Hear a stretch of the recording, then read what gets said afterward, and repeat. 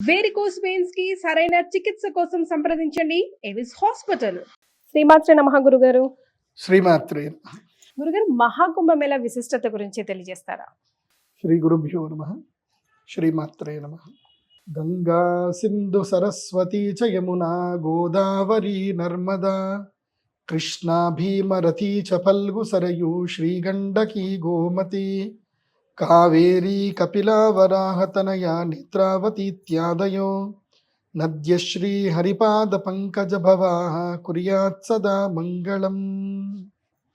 గంగే చ యమునే చైవ గోదావరి సరస్వతి నర్మదా సింధు కావేరి జలేస్మిన్ సన్నిధిం భవతు. శ్రీమాత్రే నమః. మన యొక్క సనాతన ధర్మములో నదులకి చాలా వైశిష్ట్యత ఉంది. నదిని మనము అమ్మలాగా ధ్యానం చేస్తాం. నది, ప్రతి ఒక్క నదికి ఒక పేరు పెడతాము. అది స్త్రీమూర్తిగానే భావిస్తాం. ఎందుకోసం అంటే మనకి పునరుత్పత్తి శక్తినిచ్చేది జలమే. శక్తినిచ్చేది జలమే. ఇప్పుడు ఏ వ్యక్తి అయినా మూర్చబడిపోయాడు, వాడికి ఇమీడియట్లీ ఇచ్చేది ఏంటి? నీళ్ళే. సో ఇన్స్టెంట్గా ఎనర్జీ ఇచ్చేది మనకి శక్తి నీళ్ళే. నీటిని పూజించడం అనేది సనాతన ధర్మంలో గొప్పనైనటువంటి ఆస్తి. ఇది ప్రధానం కూడా, ఇది ఆస్తికం. సో మనకి ఇప్పటిదాకా ఇప్పుడే ఒక శ్లోకం చెప్పాను.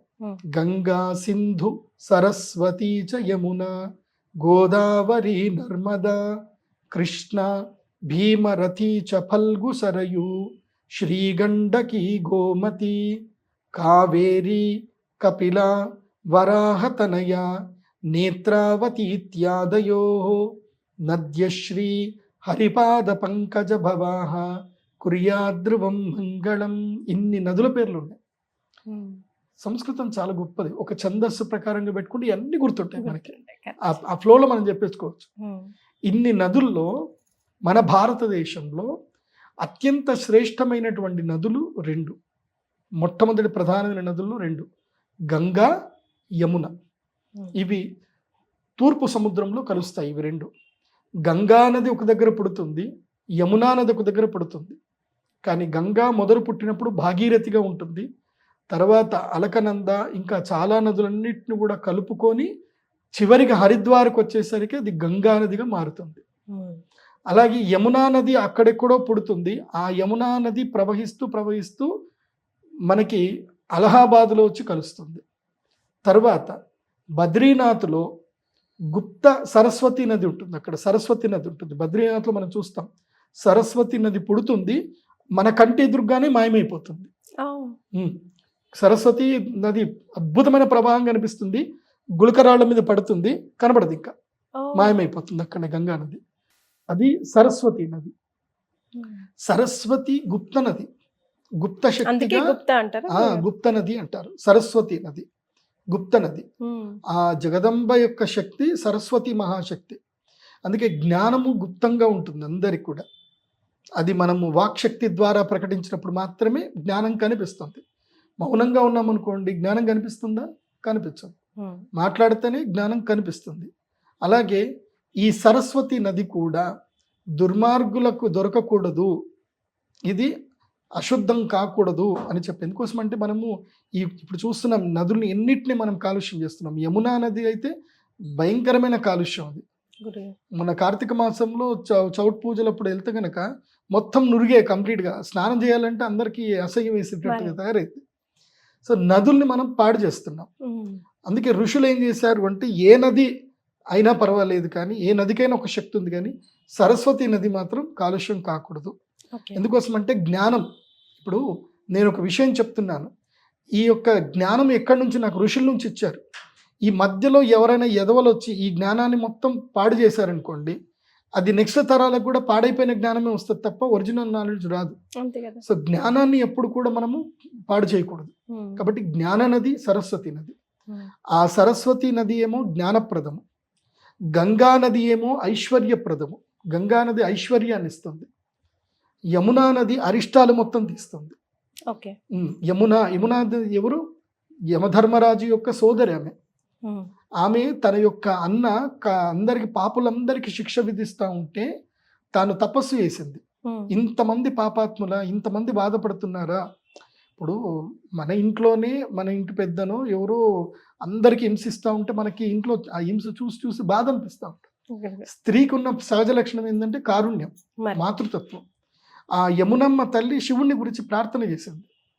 ఇంతమందికి కష్టాలు, ఇన్ని పాపాలు, ఇంతమంది వీళ్ళ పాప నివారణ ఏం లేదా అని అంటే అప్పుడు శివుడు అనుగ్రహించాడు. అమ్మా, నువ్వు యమునా నదిగా నువ్వు ప్రవహిస్తావు, ఇదే హిమాలయ సానువుల్లో పుడతావు, నువ్వు ప్రవహిస్తావు. యమునా నది నువ్వు ఎప్పుడైతే గంగా నదితో కలుస్తావో, గంగా నదితో కలవగానే నీలో ఒక అద్భుతమైన శక్తి వస్తుంది. నీవు గంగా నదిలో కలిసి పునీతమవుతావు.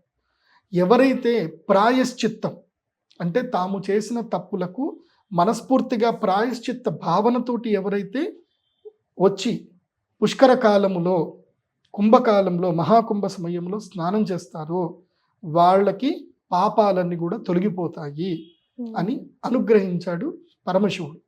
సో యమునా నదిలో ఎప్పుడు మునిగినా యమునా నది ఏం చేస్తుందంటే యమునా తరణము అంటారు, యమునా తరణము అంటారు. యమునా తరణం అంటే అర్థం ఏంటంటే దాటిస్తుంది అని అర్థం. ఓకే. సో అందుకే యమునా పాపాలని దాటిస్తుంది, యమధర్మరాజు దగ్గరికి వెళ్ళనీయకుండా చేస్తుంది. సో యమధర్మరాజు దగ్గరికి వెళ్ళినా ఆ సమస్యలు రాకుండా, ఆ శిక్షలు పడకుండా యమునమ్మ కాపాడుతుంది అని అంటారు. అందుకే ఇప్పటికీ మీరు ఎక్కడికైనా వెళ్ళండి, గంగా జమున అని పేరు పెట్టుకుంటారు. అక్కడ మీరు నార్త్ ఇండియాలో చూస్తే జమున జమున అంటారు, యమున కదా జమున అంటారు. వాస్తవంగా యమున, ఆమె జమున జమున అని పిలుస్తారు. సో గంగా, యమున, సరస్వతి ఈ 3 నదులు సంగమంలో కలుస్తాయి. ఎక్కడ అంటే అలహాబాద్ ప్రయాగ క్షేత్రంలో కలుస్తాయి. ఈ ప్రయాగ క్షేత్రానికి ఉన్న గొప్ప గుణం ఏంటి అనేది ఫస్ట్ మనం తెలుసుకోవాలి. మనందరికీ తెలిసిన విషయం ఏంటంటే సముద్ర మంథనం జరిగింది. ఏది దేవతలు రాక్షసులు కలిసి సముద్ర మథనం చేశారు. క్షీరసాగర మథనం చేసినప్పుడు అమృతం వచ్చింది. ఈ అమృతం వచ్చినప్పుడు గొడవ పెట్టుకున్నారు, యుద్ధం చేసుకోవడానికి గొడవ పెట్టుకున్నారు. ఎప్పుడైతే ఈ అమృత సాగర మథనం జరిగినప్పుడు, గొడవ జరిగినప్పుడు ఆ అమృతం యొక్క బొట్లు ఏవైతే ఉంటాయి, అమృతము కొన్ని ఏవైతే కనుక చినుకులు, అమృతం చినుకులు అంటారు, లేదంటే అమృత బొట్లు, అమృతం పడింది భూమి మీద 4 చోట్ల పడింది. ఆ 4 చోట్ల ఎక్కడ అంటే మొట్టమొదటిగా ప్రయాగలో పడింది. ఈ ప్రయాగ అలహాబాద్ క్షేత్రంలో ప్రయాగలో పడింది. ఈ ప్రయాగలో పడ్డ తర్వాత ఇక్కడ ఈ యొక్క క్షేత్రానికి ఒక గొప్పతనం వచ్చింది. నెక్స్ట్ ఎక్కడ పడింది అని అంటే బద్రీనాథ్లో పడింది. ఆ బద్రీనాథ్ క్షేత్రానికి కూడా అదే యొక్క పుణ్యఫలం అక్కడ లభించింది. తర్వాత హరిద్వార్లో పడింది, హరిద్వార్లోనూ అదే శక్తి. తర్వాత కాశీలో పడింది, కాశీలో కూడా అదే శక్తి. ఈ 4 ప్రదేశంలో పడ్డం వలన, అదేవిధంగా ఇంకొక ఇదేమంటారు అంటే గౌతమి తటములో అంటే నాసిక్లో కూడా పడింది. అందుకే నాసిక్ త్రయంబకేశ్వర్లోనూ కుంభమేళ చేస్తారు. తర్వాత ఉజ్జయిన్లో కూడా ఒక బొట్టు పడిందని అంటారు. కాబట్టి ఉజ్జయిన్లో అమృతం పడింది కాబట్టి ఉజ్జయిన్లో కూడా మహాకుంభమేళ చేస్తారు. ఇది 2028లో వస్తుంది ఉజ్జయిన్ కుంభం. తర్వాత ఇక్కడ ఇది మహాప్రయాగలో, ఈ ప్రయాగలో ఇక్కడ ఒక అమృతం యొక్క బొట్టు పడింది అంటారు. తర్వాత హరిద్వార్లో ఒకటి పడిందని అంటారు. ఈ 4 ప్రదేశంలో పడ్డ మూలాన ఈ 4 ప్రదేశంలో మాత్రమే కుంభమేళాలు రెగ్యులర్గా నిర్వహిస్తూ ఉంటారు. ఈ కుంభమేళాలు నిర్వహించే పద్ధతిలో ఒక్కొక్క శాస్త్ర పద్ధతుల్లో, ముఖ్యంగా జ్యోతిష్ శాస్త్ర పద్ధతిగా ఈ యొక్క గ్రహ సంయుతి అనేది ఉండాలి. గ్రహ సంయుతి అంటే కుండలి, ఒక కుండలి ఒక రకమైన ప్లానెటరీ పొజిషన్ కలిసి రావాలి. అలా కలిసి వచ్చినప్పుడు మాత్రమే కుంభమేళ అనేది జరుగుతుంది. ఎప్పుడైతే వృషభ రాశి లోపలికి గురుగ్రహము ప్రవేశిస్తాడో, మకర రాశి లోపలికి సూర్యుడు ప్రవేశిస్తాడు. సూర్యుడు మకర సంక్రమణం అంటే మనకు సంక్రాంతి అంటే జనవరి 13 ఆ టైంకి గురుగ్రహము వృషభ రాశి లోపలికి అడుగు పెట్టాలి. గురుగ్రహం వృషభ రాశిలో అడుగు పెట్టాలంటే 12 ఏళ్ళు పడుతుంది. ప్రతి 12 ఏళ్ళకు ఒకసారి గురుగ్రహము వృషభ రాశి లోపల అడుగు పెడతాడు. అప్పుడు మకర రాశి లోపలికి సూర్యుడు అడుగు పెట్టినప్పుడు కుంభమేళ జరుగుతుంది. ఇది పూర్ణ కుంభ, అర్ధ కుంభమేళ, మహాకుంభమేళ అని ఉంటుంది.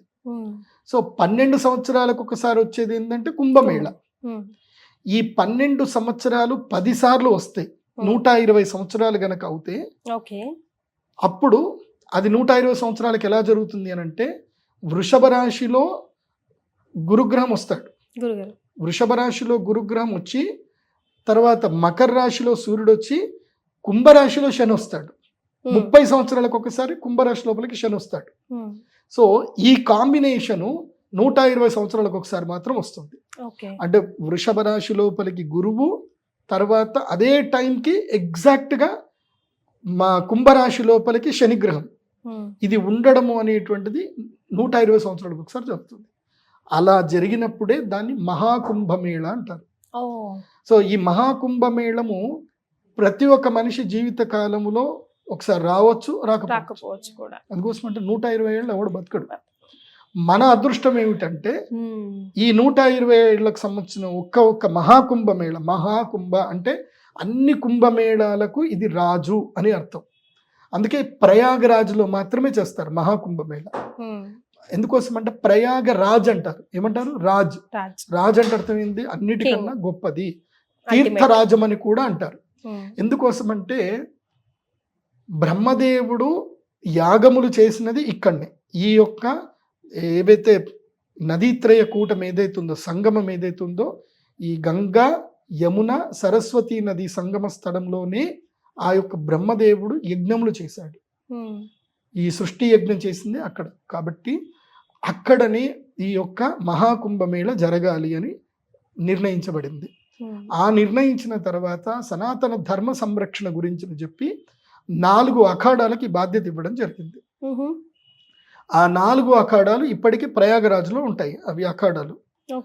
ఇవి ఇప్పుడు కాదు, కొన్ని వేల సంవత్సరాల క్రితం నుంచి ఈ ధర్మం ఎప్పటి నుంచి ఉందో, రామాయణ కాలము నుంచే మహాభారతంలో ఉంది, రామాయణంలో ఉంది. అప్పటి నుంచి ఈ అఖాడాలు ఉన్నాయి అక్కడ. వీళ్ళు సనాతన ధర్మ రక్షకులు అఖాడాలు. ఈ 4 అఖాడాలు ఉంటాయి. నాకు ఆ పేర్లు సరిగ్గా గుర్తులేదు. సో ఆ 4 అఖాడాలకు సంబంధించిన వాళ్ళల్లోనే వాళ్ళు ఏం చేస్తారు అంటే, దీంట్లో నాగసాధువులు ఉంటారు. ఈ నాగసాధువులు ఏం చేస్తారు అంటే ఎప్పుడు తపస్సు చేస్తూ ఉంటారు. వాళ్ళు శస్త్రము శాస్త్రం రెండింటిని అభ్యసిస్తారు. ఏంటి? శస్త్రము శాస్త్రం. ఇప్పుడు మామూలుగా మన యొక్క కోస్తా జిల్లాలో కానీ ఇక్కడ కానీ వేద పండితులు కనుక చూస్తే వేదం శాస్త్రం మాత్రమే నేర్చుకుంటారు, శస్త్రం నేర్చుకోరు. అంటే ఆయుధం ఎలా తిప్పాలి రాదు. అక్కడ అట్లా కాదు, శాస్త్రము ఉంటుంది, శస్త్రము ఉంటుంది.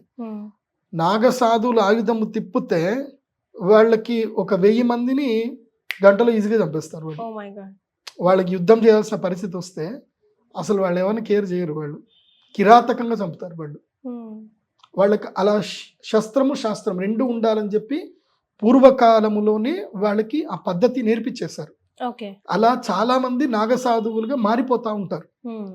ఈ నాగసాధువులే దేశ సంరక్షకులు. నిజం చెప్పాలంటే ఈ దేశాన్ని రక్షిస్తుంది వీళ్ళు.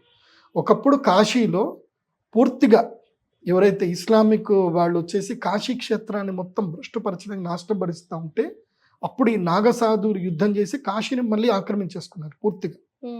అది ఇప్పటి వరకు చరిత్రలో ఎవరు చెప్పాలి, చరిత్రలో ఎవరికి తెలియదు విషయం. సో అది నాగసాధువులు అంటే ధర్మ సంరక్షణకు శరీర త్యాగం చేయడానికి సిద్ధంగా ఉండేటువంటి వాళ్ళు నాగసాధువులు. అందుకే నా గురుగారు వాళ్ళకి కుంభమేళలో మహాకుంభమేళలో ఫస్ట్ ప్రిఫరెన్స్ ఇస్తారు. అందుకే ఈ మహాకుంభమేళ ఎప్పుడు కుంభమేళ జరిగినా సరే ఈ నాగసాధువులు వస్తారు. ఈ నాగసాధువులు ఎక్కడుంటారో ఎవరికీ తెలియదు. మిగతా రోజుల్లో ఎక్కడుంటారో తెలియదు. వీళ్ళు గుప్తంగా రహస్యంగా ఉంటారు. వీళ్ళకి కనబడరు ఎవరు. పోనీ వీళ్ళు ఎక్కడ ఎవరైనా జోలి పట్టుకొని అడుక్కుంటారంటే అది లేదు. వీళ్ళకి సాక్షాత్తు శివుడే వీళ్ళకి అన్నం పెడతాడు. ఇది నుడి, సాక్షాత్తు ఇది నుడి, ఇది సత్యం కూడా.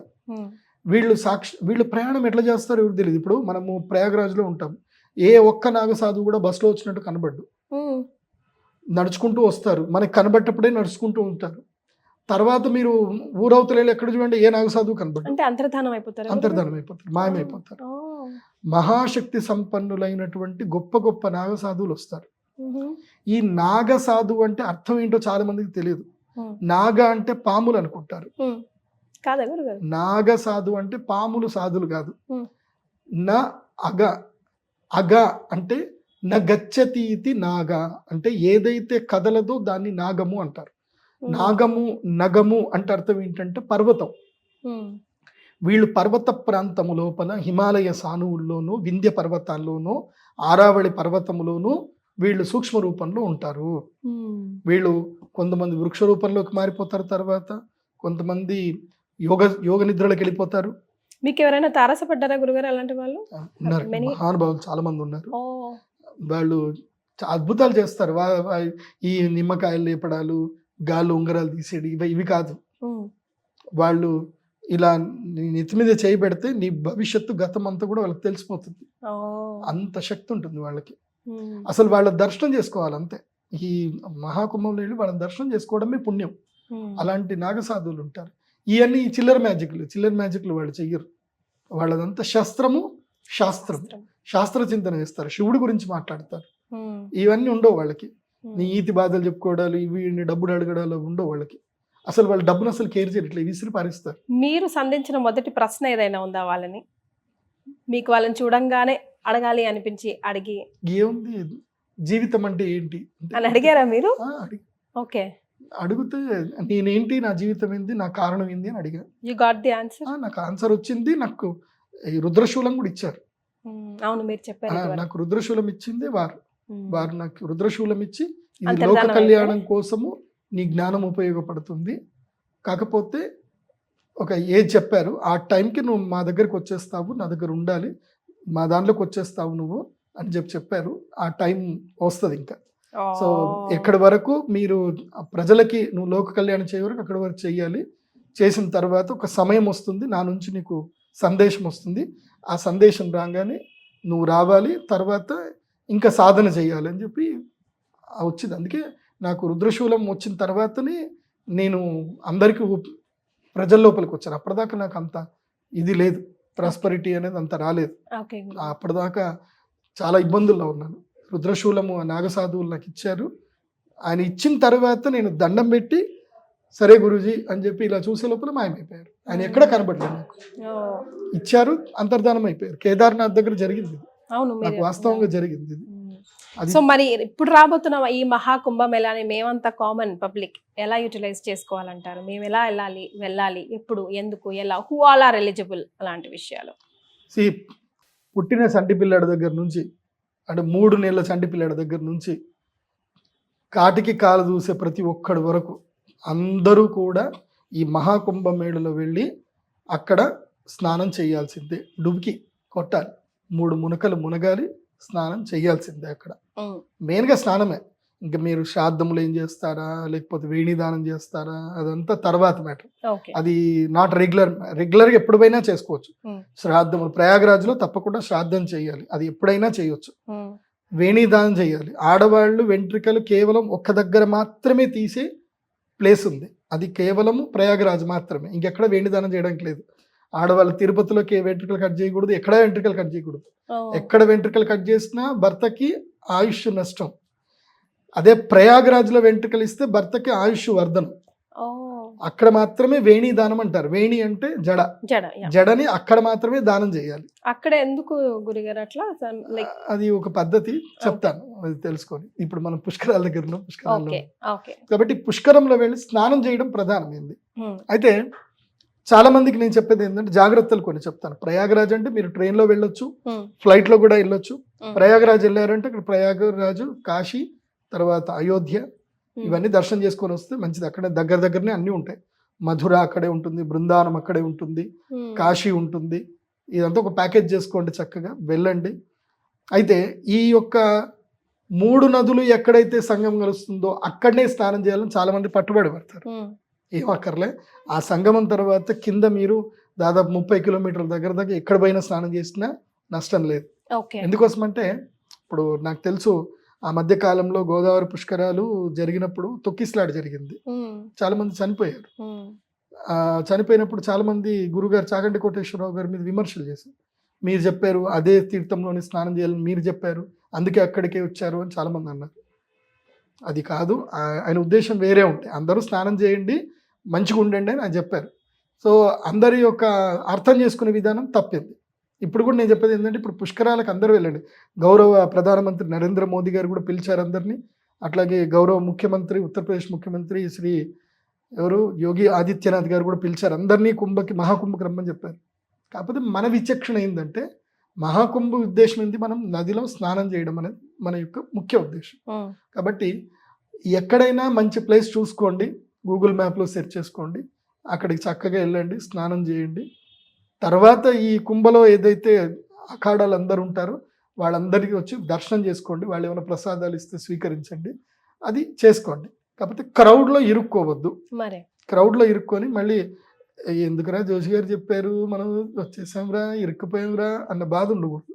సో మొదలే చూసుకోండి, ప్రీ ప్లాన్ ప్రకారం వెళ్ళండి. జనరల్ గా ఒక నోషన్ ఉంది గురుగారు, అంటే ఏదైనా సముద్ర తీరంలో, మామూలు సముద్ర తీరంలో నదుల స్నానానికి వెళ్ళినా కూడా అక్కడ బట్టలు అక్కడే వదిలేసి రావాలి, తిరిగి ఏది తీసుకురాకూడదు, అలాంటివి ఏమైనా ఉన్నాయా? అవన్నీ పిచ్చి పనులు. మనం బట్టలు ఒక్కటి గుర్తుపెట్టుకోండి, నీ వస్త్రము అంటే నీ యొక్క శక్తితోటి నీతోటి కలిసినటువంటిది, అది బాగా గుర్తుపెట్టుకోండి. కొన్ని నేను రహస్యాలు చెప్పకూడదు, కాకపోతే ఏంటంటే ఇప్పుడు మా ఇంట్లోనే మా నాన్నగారు జ్యోతిష్ శాస్త్ర పండితులు, నేను చాలా చిన్నపిల్లాడిని. మా ఇంట్లోకి రోజు వచ్చి జనాలందరూ కూర్చునేటోళ్ళు. ఎవరైనా పిల్లలు తప్పిపోతే పోలీస్ స్టేషన్ పోవాలి, కానీ మా నాన్న దగ్గరికి వచ్చేవాళ్ళు అందరూ. మా నాన్న దగ్గరికి ఎట్లా వచ్చేటోళ్ళు, ఆ తప్పిపోయిన పిల్లాడి యొక్క షర్ట్ పట్టుకొని వచ్చేవాళ్ళు. మా నాన్న యంత్రం రాసేవాళ్ళు. అట్లాగే గోదలు తప్పిపోయేటి, గోదలు తప్పిపోతే, గోదలు అంటే తెలుసు కదా, ఆవులు గేదెలు తప్పిపోయేటి. అవి తప్పిపోతే వాటికి ఏదైతే కడతారో, తాడు కడతారు కదా, ఆ తాడు వదిలించుకున్న తాడు ఒక పీట తీసుకొని వచ్చేవాళ్ళు. మా నాన్నగారు బొగ్గుతోటి ఆ పీట మీద ఒక యంత్రం రాసేవాడు. అట్లాగే ఎవరైతే ఇంటి నుంచి వెళ్ళిపోయారో వాళ్ళ షర్ట్ మీద ఒక యంత్రం రాసేవాడు.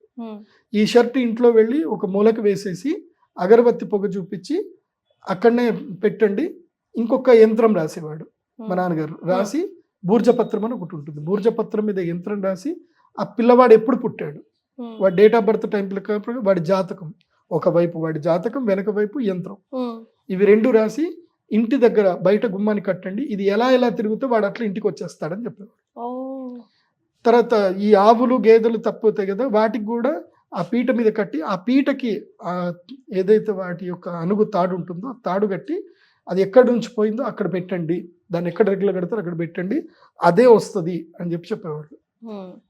మీరు ఇప్పటికీ మీ సుమన్ టీవీ కెమెరా తీసుకొని వెళ్ళిపోయి పెద్ద బోర్గాము, గూపన్పల్లి, నిజామాబాద్ దగ్గర చుట్టుపక్కల ఉండే ఊర్లలో ఎవరిని వెళ్ళి అడిగినా చెప్తారు, అందరూ చెప్తారు, ఇది సత్యం. అందరూ తిరిగి వచ్చారు. అంతెందుకు, ఒక సబ్ రిజిస్ట్రార్ గారి కొడుకు తప్పిపోయాడు, మా నాన్నగారు లేరు అప్పుడు. అయోధ్య ఈ శిలాస్థాపనకి మా నాన్నగారు వెళ్ళారు, మా నాన్నగారు ఇంట్లో లేరు.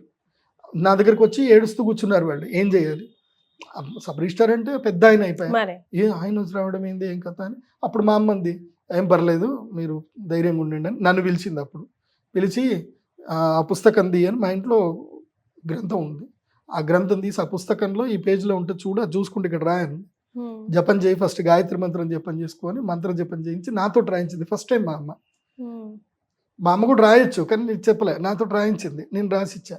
తర్వాత అంజనం వెయ్యు, ఇది చెయ్యు, ఎక్కడున్నారో ప్రశ్న అని చెప్పేసి అంటే ప్రశ్న వేస్తే నదీ తీర నీళ్లు ఉండే ప్రదేశంలో ఉద్యానవనంలో ఉన్నాడు అని వచ్చిందనంటే, ఎటువైపు అనంటే ఉత్తరం వైపు అనంటే ఉత్తరం వైపు వెళ్ళారు. అక్కడ నిజామాబాద్ దగ్గర అలీసాగర్ అని ఒక గార్డెన్ ఉంది, ఆ గార్డెన్లో ఆ పిల్లాడు దొరికాడు. సో ఇవి జరిగింది, ఇది వాస్తవంగా నాకు 100% జరిగింది. ఇప్పటికీ చాలా జరిగాయి. ఇప్పుడు ఆ యొక్క శక్తి మా నాన్నగారు నాకు ప్రసాదంగా ఇచ్చారు. మా నాన్నగారు నాకు ఇచ్చిన ఆస్తి ఏంటంటే ఆ గ్రంథమే, ఆ గ్రంథము, ఆ జ్ఞానమే, ఆ శక్తి నాకు మా నాన్నగారు ఇచ్చారు. దానివల్లనే, ఆ రహస్య విద్యల వల్లనే నేను చాలామందికి హెల్ప్ చేయగలిగాను.